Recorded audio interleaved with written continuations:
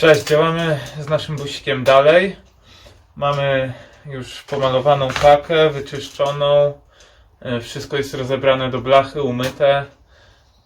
Teraz robimy stelaż pod podłogę. Monia wycina płyty ze steroduru.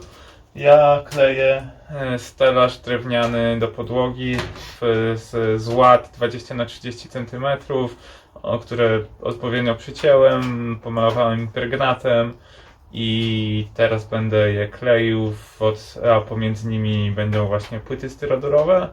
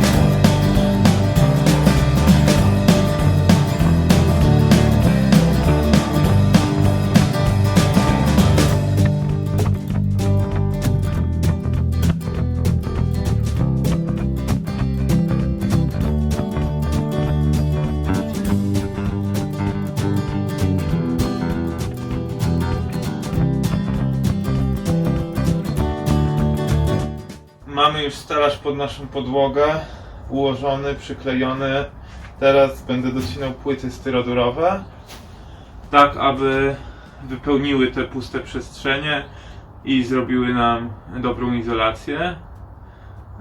Z researchu, jaki zrobiliśmy, wynika, że styrodur jest chyba najlepszym materiałem do wana. Jest twardy, odporny na ściskanie, łatwo się go przycina, a także ma dobre właściwości izolacyjne, a przede wszystkim też jest nienasiąkliwy, dobrze odporny na wodę, więc same zalety, mało wad.